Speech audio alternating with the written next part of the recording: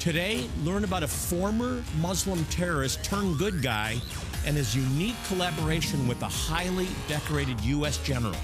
Together, they're sounding a clarion call to warn the people about the greatest danger the world has ever faced. Just ahead on Jewish Voice. Shalom and welcome to Jewish Voice, a program to help you to understand the Jewish roots of your Christian faith, Bible prophecy, and world events surrounding Israel. When today's guest was just 7 years old, he attended his first PLO terrorist camp, and he also carried out his first mission, sneaking explosives into Israel. For 20 years, he fought for jihad until God miraculously changed his heart. Today, you're going to hear from this former terrorist turned ordained minister and a consultant to the U.S. federal law enforcement agencies on terrorism and radical Islam. Please welcome back to the program my good friend Kamal Saleem. My brother from the same father. Yes. Right? My brother we're both children of Abraham, and you have become, through the Messiah, a spiritual son of Israel, which is very exciting. It's an amazing really DNA. Is. It is amazing.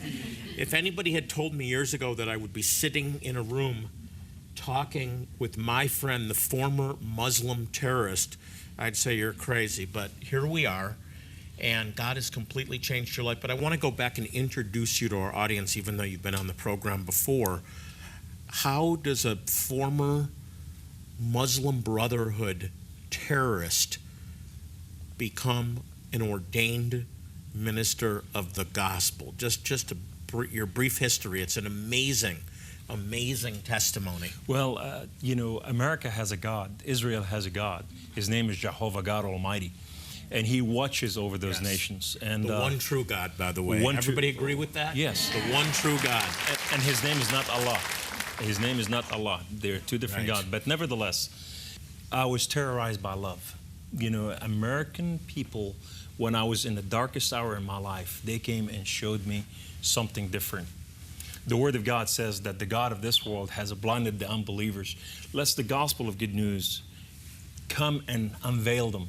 I was unveiled by precious people who showed me the love of God and the truth when I needed it the most. And when I compared the two, I found out that I was the radical. You made a statement to me before the program, and I really took notice of this. I want you to talk about it, that the most dangerous form of jihad, and I want you to define jihad for us, but the most dangerous form of jihad is not the terrorism like 9/11, but something far more insidious. So define jihad for us, and then what's more dangerous than overt terrorism? Well, Robert Mueller said jihad is not terrorism. Jihad is part of the Islamic teaching. It's part of being a better Muslim. The cornerstone of Islam, it's called jihad. And the cornerstone itself, it's an upside-down pyramid. And so therefore, the 3 points of that jihad, it's called al-jihad fi sabilillah. It's only 3%. That is to accelerate in the way of Allah. That is a doctrine in Islam. It's called al-wala wal-bara'a. What does that mean? Is to love what Allah loved, the God of Islam, and to hate what He hated. So if He declared jihad against all non-believers, then all Muslims are commended to do jihad. Now, in the teaching of the Quran, it says if you could not commit jihad physically, then you have to enter in a jihad, whether it's financially, whether it's politically, whether it's any other flavor of jihad. But the cornerstone says to do everything in the way of Allah commanded, the Muslim. And when you look at that hadith in Islam, Muhammad, the Prophet of Islam, said in the Bukhari, he said, the days of Islam will not come about until the Muslim arise. What's the arising in jihad? And that is fi sabilillah, to arise and finish what he called them for. So, but then you have jihad of the womb. 3% of the population, of the Muslim population, devoted to actual terrorist activity or holy war in the form of physical violence? The statistics, it varies. Worldwide, we see about 18 to 27%, an accelerating of Muslim becoming radical worldwide, Islamic. In the United States of America, we see this accelerating to a new level because the majority of the mosques in the United States of America are now today, they are infiltrated by a group called Salafate, and they are, finances coming from Saudi Arabia by a special group called Wahhabi. This is so much information. I just want to try to distill it down. So jihad, which I've always understood to be holy war, correct, is more than just terrorism, is more than just what we're seeing today with terrorist groups. Correct. Jihad is to go politically. It's called political jihad. We see how they have infiltrated our government, and we see our current government sleep with the Muslim Brotherhood. And also we see jihad in, jihad of the womb, which is the birthing rate, how they are birthing, accelerating. Overcome populations. Overcome population. With birth. For example, in France, for any civilization to withstand its culture, they have to birth 2.11%. Which is similar to the United States. Is the United States a similar one? Well, America is at 2, at 2.2. But and what is the Muslim community at? Again? Right at 8.1%. 8.1%. So this is a and you see Muslim families with 12 kids. By the way, we have the same thing among the Orthodox in Israel. Have a dozen kids and overcome the population through children. Yes. And eventually the population just keeps increasing. So that is you're saying that's a calculated strategy? Absolutely. It's a Muslim Brotherhood. It's a Muslim Brotherhood strategy. It's how to infiltrate culture. It's called culture jihad. So basically now, for example, today we have over 3,000 mosques in the United States of America. That's prior to, in the last two administrations, the last administration under, Bush, we had less than 1,000. Now we have over 3,000. 3,000. And you made the statement before, and I want to connect it with this, that mosques are not just places of worship, they're recruiting centers. Mosque is an embassy, represent the Islamic State. So therefore, when a mosque is open in place, it answers to the Islamic State. And now when it's opened, what happened? The whole world will rally around this one mosque. But when a mosque is built, 8 square block around the mosque, that become holy ground.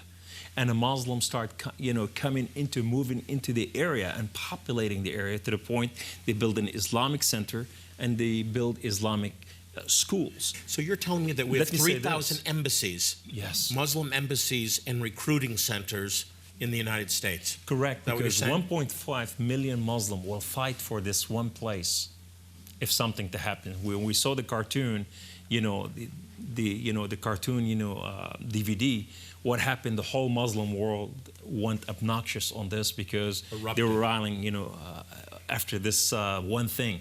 But when we looking at United States of America, you see some of those mosques, they only have like 20 people, 40 people, but they are building those mosques and they are putting all this in place.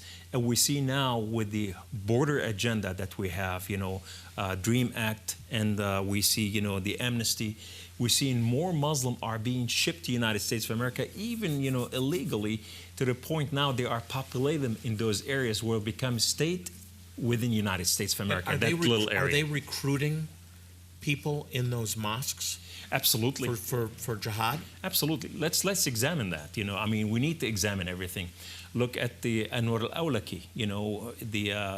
He had Nidal Hassan. He's one of his pupil. And then we look at the brothers in Boston, the one they did the bombing. They were recruited in a mosque. Then we look at, the man from Texas, Joel.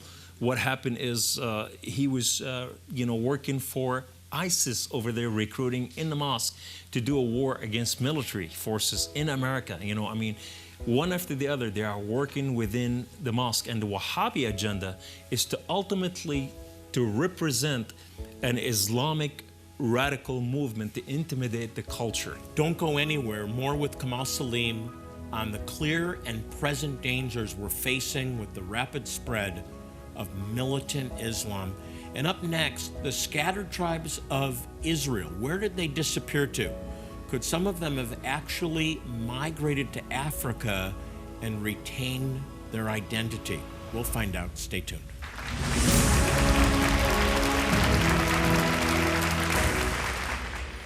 Here at Jewish Voice, we are dedicated to proclaiming the gospel, the good news that Yeshua, Jesus, is the Messiah, to the Jew first and also to the nations. One key way we do this is by providing life-saving medical help to some of the most impoverished and needy Jewish people in the world, as we share God's love and the good news that Jesus is their promised Messiah.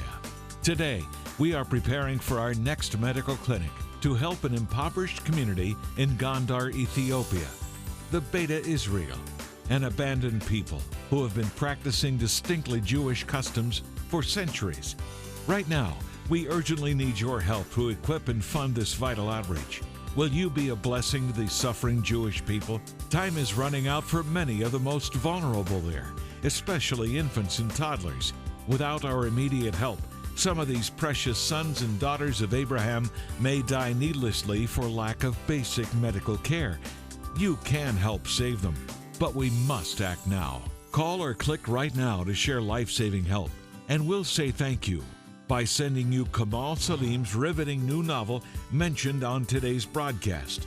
Co-authored with Lieutenant General Jerry Boykin, the coalition transports you to a near-future world in which Islam holds sway on a majority of Europe's population and is gaining ground all over the world. This is a must-read that will help you to understand the dangers we currently face and just how end-time prophecy may be unfolding before our very eyes. And if God has blessed you with the means to share a gift of $120 or more to help bless some of the neediest Jewish people on earth, we'll send you this thrilling new novel and Jewish Voices moving statue, Soldier at the Wall, depicting an Israeli soldier praying at the historic Western Wall in Jerusalem. This keepsake will display your love for Israel and the Jewish people. To share a gift in support of this vital outreach and request your thank you resources, please call, click, or write now. And remember, your generous gift will make you a part of extending life-saving medical help to some very needy Jewish people. Once again, time is of the essence for many of these people. Please call, write, or click right now.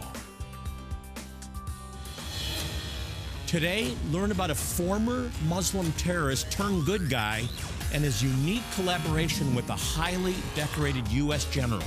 Together, they're sounding a clarion call to warn the people about the greatest danger the world has ever faced. Just ahead on Jewish Voice.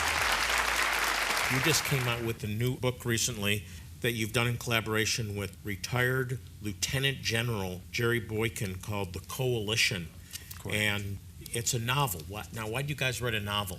Well, it's the artistic signature, that we can exercise something without being on every news. Look what Kamal Saleem and General Jerry Boykin wrote about. So it's a novel. But there's a real clear message in here. Absolutely. Yeah, the whole book is written based on reality. We merged both of our lives together, his life and my life, and we brought current event to put it together, what's taking place, and the possibility how America could be taken down. So strategy is on many, many fronts. It's terrorism, but it's also political, it's cultural, it's banking, it's recruitment through mosques. How is it connected to banking? Well, America has seven spheres of influence. It has the family, the media, art and entertainment, government, militarily, education, and it has, all those elements, of the seven spheres of influence. And today, under our current administration, these spheres of influence been infiltrated, by Islamists, not Muslims, by Islamists.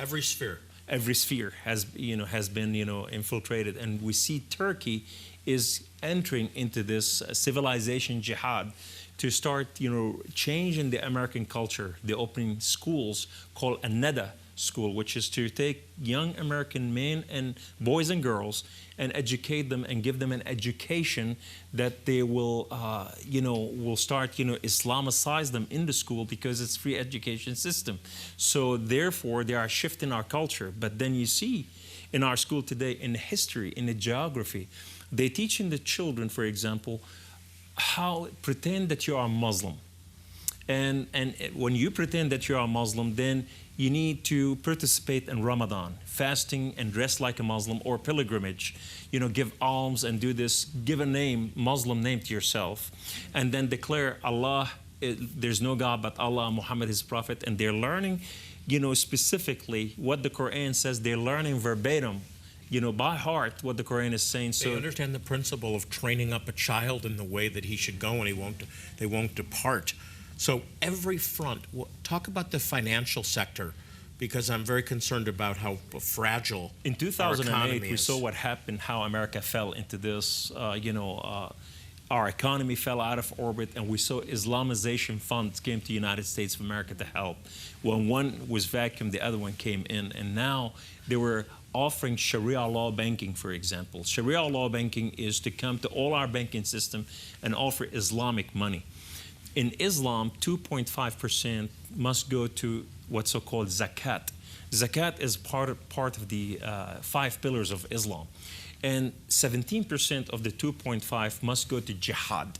I think what's so shocking as we listen to you is how strategic this all is. Yes. It's just, and it's really diabolical.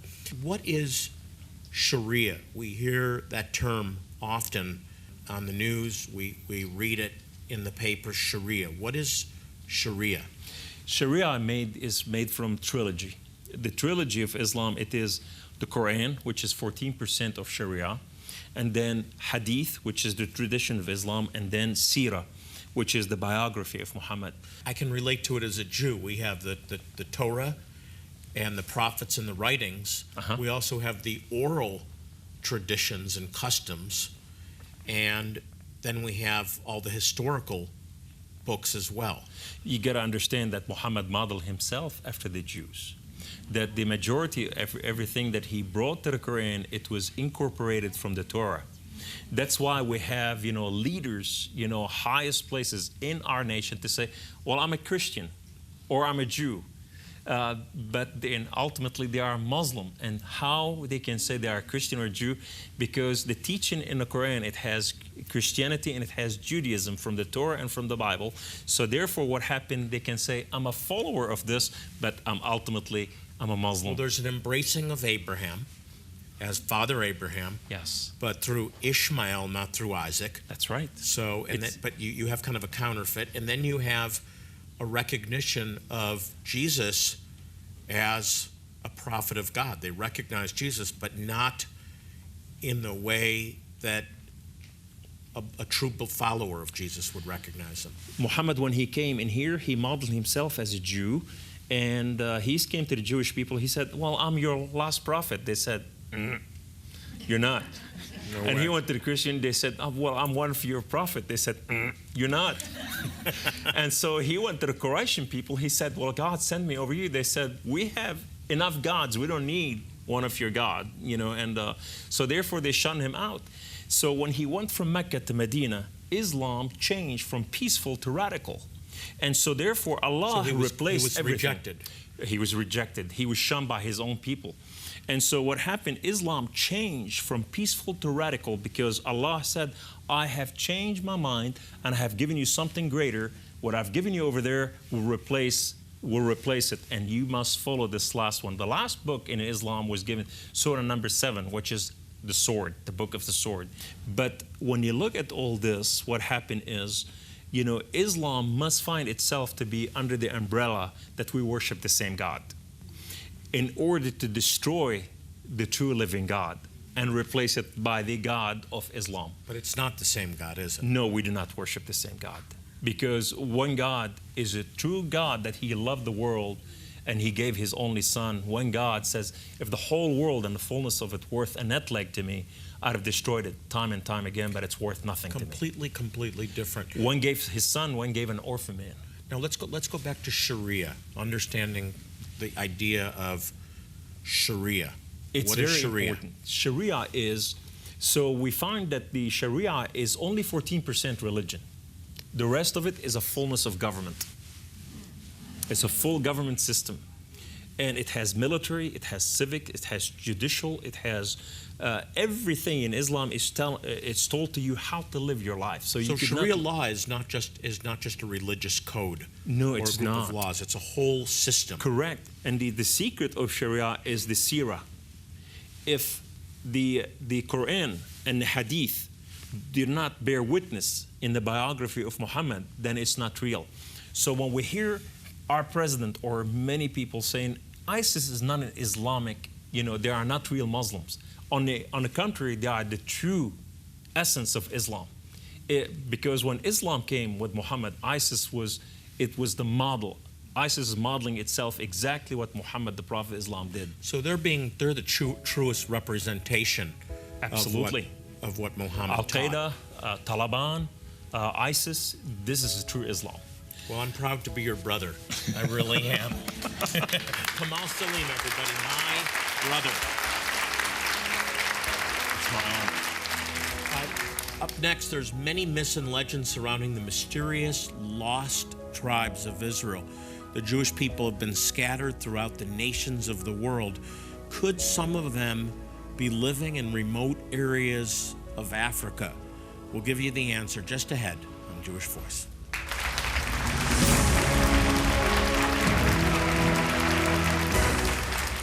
Here at Jewish Voice, we are dedicated to proclaiming the gospel, the good news that Yeshua, Jesus, is the Messiah, to the Jew first and also to the nations. One key way we do this is by providing life-saving medical help to some of the most impoverished and needy Jewish people in the world, as we share God's love and the good news that Jesus is their promised Messiah. Today, we are preparing for our next medical clinic to help an impoverished community in Gondar, Ethiopia, the Beta Israel, an abandoned people who have been practicing distinctly Jewish customs for centuries. Right now, we urgently need your help to equip and fund this vital outreach. Will you be a blessing to the suffering Jewish people?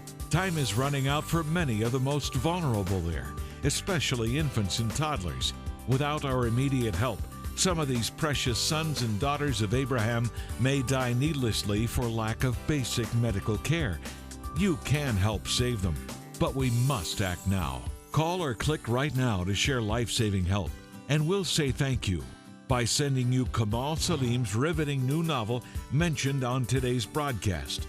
Co-authored with Lieutenant General Jerry Boykin, the coalition transports you to a near-future world in which Islam holds sway on a majority of Europe's population and is gaining ground all over the world. This is a must-read that will help you to understand the dangers we currently face and just how end-time prophecy may be unfolding before our very eyes. And if God has blessed you with the means to share a gift of $120 or more to help bless some of the neediest Jewish people on earth, we'll send you this thrilling new novel and Jewish Voices moving statue, Soldier at the Wall, depicting an Israeli soldier praying at the historic Western Wall in Jerusalem. This keepsake will display your love for Israel and the Jewish people. To share a gift in support of this vital outreach and request your thank you resources, please call, click, or write now. And remember, your generous gift will make you a part of extending life-saving medical help to some very needy Jewish people. Once again, time is of the essence for many of these people. Please call, write, or click right now.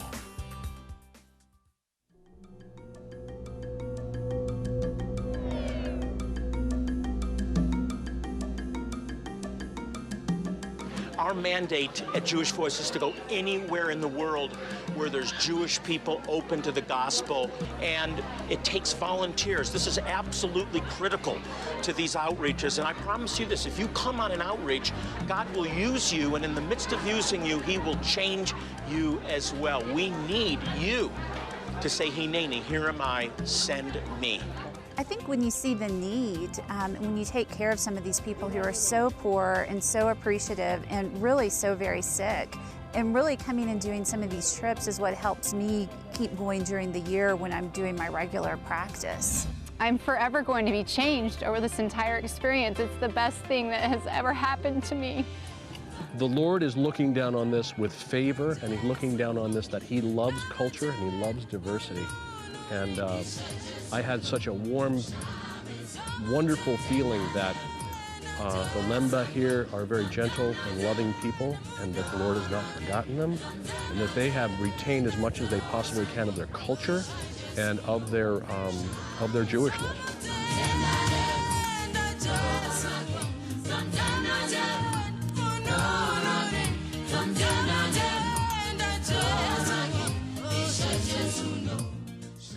There's so much more to do. We'd love to have you join us on one of our medical outreaches. For more information or to volunteer, you can call 800-299-9374, or you can go to www.pleaseanswerthecall.org. All one word, pleaseanswerthecall.org. Imagine celebrating the miraculous power of the Passover against the breathtaking backdrop of the sparkling Eastern Caribbean Sea on board a luxurious Royal Caribbean cruise ship. Rejoice at the Messianic Passover Seder led by Rabbi Jonathan Bernis, remembering God's mighty hand delivered the Jewish people from bondage. Worship because the miracle held a mystery revealed and completed in Yeshua, Jesus, the Passover Lamb, an ultimate sacrifice for our sins. This is the Jewish Voice 7-day Passover cruise on the turquoise waters of the Eastern Caribbean and the enchanting white sand islands of St. Martin, St. Thomas, and Nassau, Bahamas. You don't want to miss the beauty, worship, and celebration as we share the mystery and the miracle of the Passover on the seas. Join Jonathan Bernis and Jewish Voice April 16th through 23rd, 2016. Cabin space is limited. Book now for the best rooms and rates. Call or click today.